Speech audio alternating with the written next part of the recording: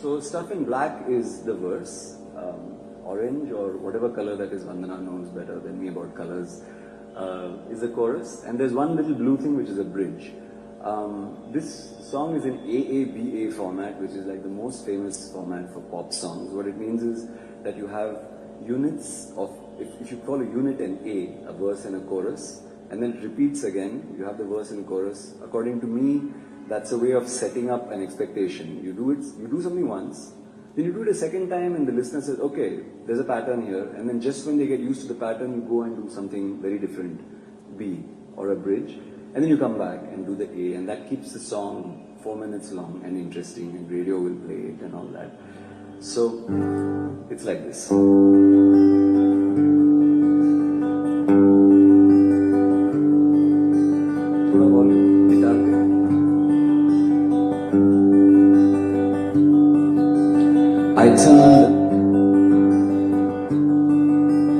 I turned the house upside down, 24 years and you're still around here somewhere. I know your face but I want the sound, pushed you away but now I'm here. Some advice, I just wanna hear your voice.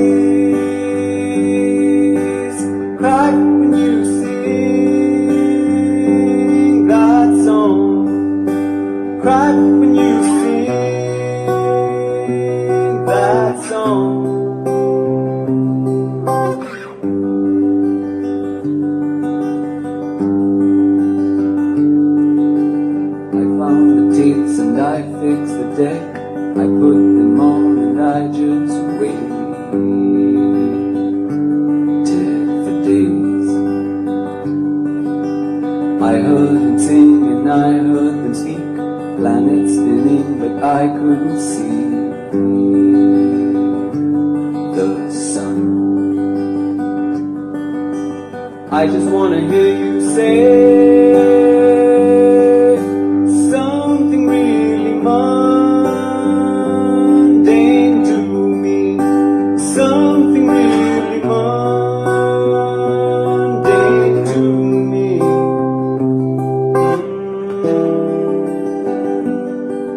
It's a bridge to me.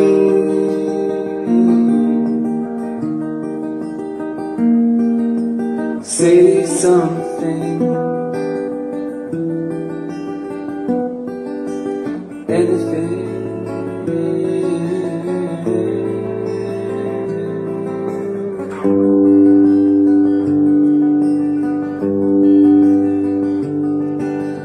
I asked your face and I tossed the coins. Is she the one and is there a point of view? I paced the house and looked in your eyes. Is this a man that you could be proud of having born? And can you even hear my voice? Are we really having this conversation? This conversation.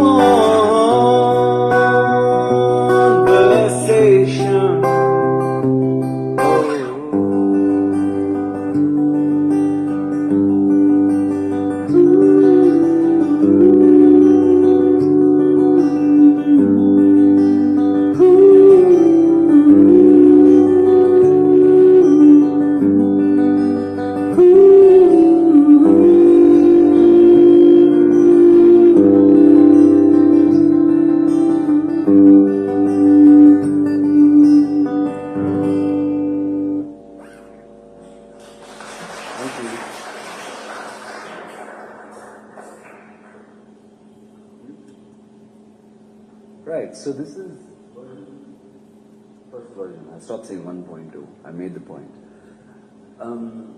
Let's see what's next. Is this really next? It's upside down, sorry. Okay, so lots of text, you don't have to read it. But I guess the point that I'm making in this thing about crafting is that I have a version now. There's a song, and I can improve it or do things to it if I so choose to. In earlier times, I wouldn't do a whole lot after this point. I would probably take it to my band and say, I have a song, and then the band would put bricks and mortar, and then I don't have a way to change that. But now, because I'm working on my own, I feel like I can go on for like months if I want to. It's cool. So what I found, again, I have this book, Songwriters on Songwriting, and it's been great because I've been able to see interviews with songwriters and people that I respect a lot. And a lot of them talk about problems and solving problems, which is kind of engineer speak as far as I'm concerned. I've never thought of music like that, of having problems that need to be solved. Lou Reed says that when he has a problem, he goes to sleep at night and he wakes up often with it solved because he does it the last thing at night before he sleeps. So things happen in his sleep. Jackson Browne, again, he says that there was a song that he wrote a verse, and he saw that if he continued on his current train of thought, it's going to go and just become a song that becomes a detailed assessment of the things that are wrong with the world. And he wanted to avoid that. He saw that as a problem. And later on he goes on to say that he actually kept that aside, waited for a few months, and that song took a long time to finish. He also seems to treat the process of songwriting as a process of self-discovery. And I'm with him here, because that's what it is for me. And I think that's really the point of it, or has become the point of it for me now. That rather than it being about making necessarily a better song, because sometimes I do so much to it that I don't know in the end if it's a better song. But I'm pretty sure that in this case it's a more honest song. In the sense, not honest that, because I think this is a pretty honest version too. But I'll show you what I found about the song after I looked back at it, because I deconstructed it. Can you read any of this writing? So I go with flowcharts. Can you guys read it? I'll read it out anyway. So this part over here is AABA, and in the rectangles I put one line about each verse. So it's as unglorified or unmagical as it can be. Basically what I'm saying is, I'm looking for someone that I once rejected. I want to hear his or her voice. The voice is on a tape, but I can't find it. I want to hear his or her voice. Say something to me. Go to the bridge. Say something to me. And then in A, there's some existential questions. And plus, could you be proud of me, mother? Because that mother is like, there is a revelation there, because the line is this a man that you could be proud of having born? Which implies no one but a mother, I guess. So I thought that was a neat little trick at the time to reveal in the end who this was. And then it ends with, can you hear my voice? So I say, okay, so this is the story of the song. Now the right side is my comments. You could call it reading if you want. Search for someone from the past. I say why, in the sense from the point of view of a listener. Maybe there's a question of, okay, who's this? You always, I suppose, when you're doing creative work, try to set up some kind of suspense or a sense of like what's happening next, kind of a thing. So, okay, why and who? The second verse is, I'm yearning to hear from that person. Perhaps the question is still, okay, why and who is this person? The bridge, there's lots of yearning, so by now it's capital why, who. And finally in A, the existential question, then could you be proud of me, mother? And the existential question is, what is it? Let me find out. Is she the one, and is there a point of view, is the existential question. And the question about being insecure, I think is this a man that you could be proud of having born? That's deeply insecure. Parents, are you proud of me? So I say, okay, so now in its most sort of unpoetic form, this song in one line says, I am searching and I'm yearning for my mother because I'm lost and I'm insecure. Which is fine, except that I thought, well, that's about as much as I know now anyway, but can I know more about this situation?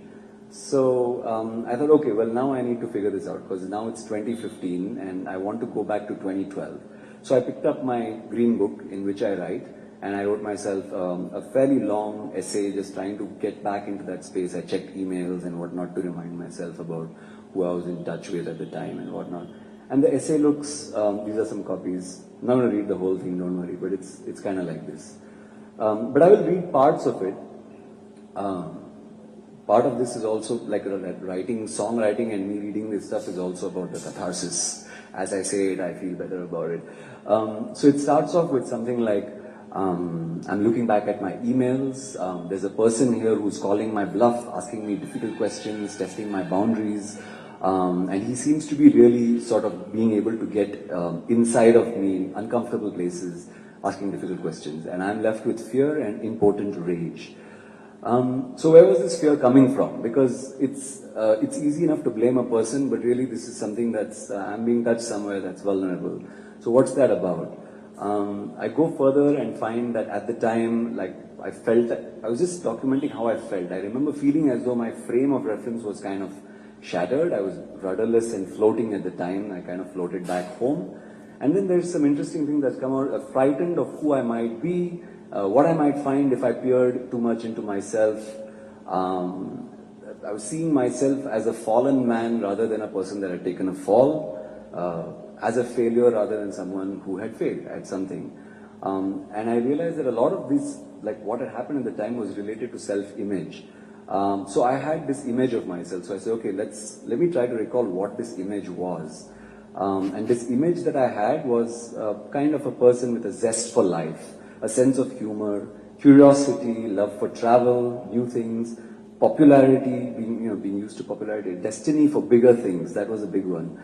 I always felt as though I'm doing this now, but someday I will show that kind of thing. Control in any relationship and ability to achieve things without trying too hard. That was also. So I'm going, this is a person that I thought I was. And what had happened was that I was not this person anymore. And because I had all these things happen. And so I realized at the bottom of the left-hand side page that this actually turns out to be something to do with identity. And I was actually now my theory is that I was going through some kind of an identity crisis at the time because I had this image of myself and I wasn't that. So that was new when I started writing about it. When I started dealing with this, okay, so let's get into what is this identity thing. I found that I was probably a person that was oriented outwards a lot rather than inward. And the fear was that if I look too deeply into myself, I'll actually, and this is like, I think this is the deep fear, that if I look inside, I'll eventually find nothing, that I'm actually just constructed by things around me and there's nothing that's truly me. So a fortress containing nothing.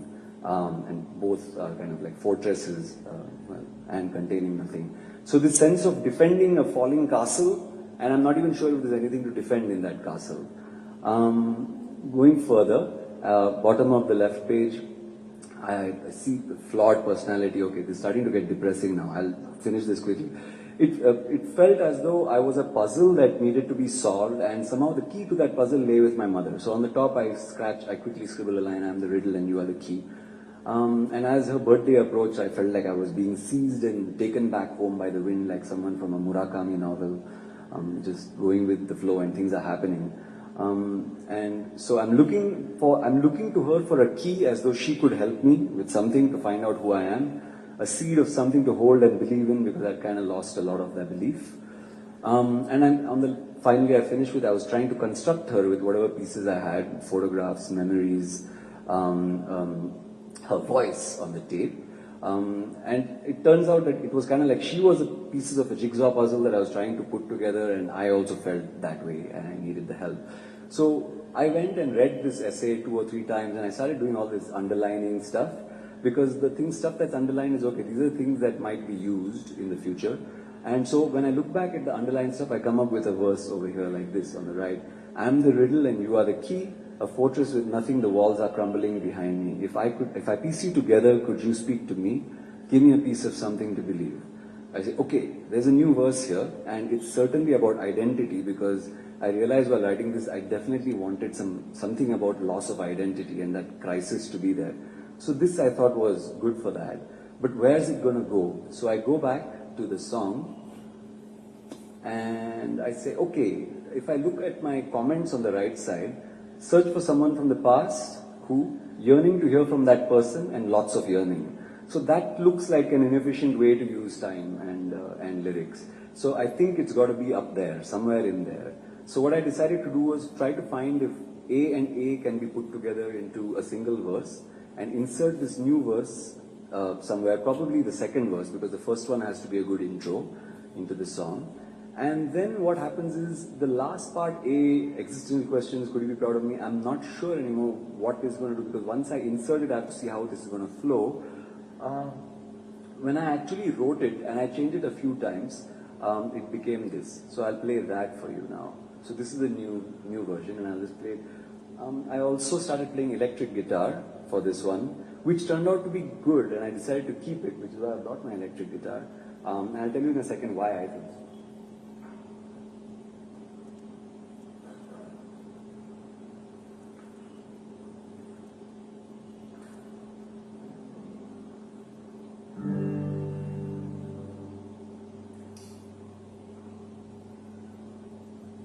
I have to keep these lyrics because I know the song, but now I'm doing these two versions and I'm just mix everything up all the time if I'm not looking at it.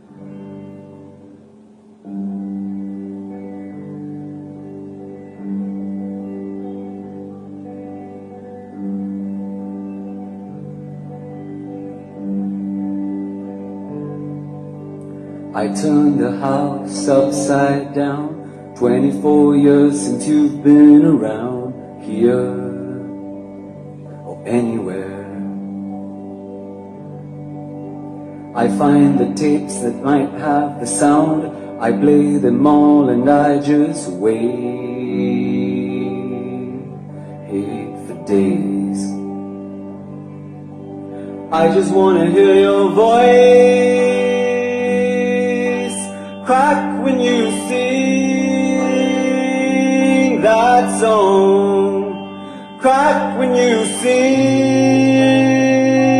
that song.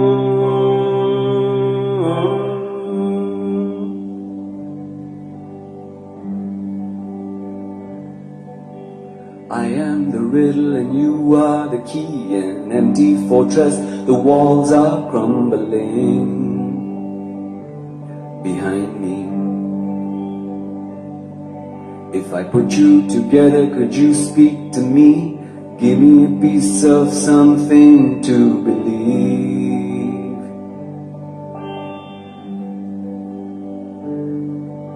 'Cause I just wanna hear you say something really mundane to me. Something really mundane to me.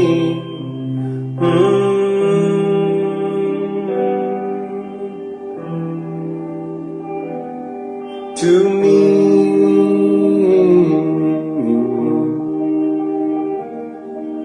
Say something, anything.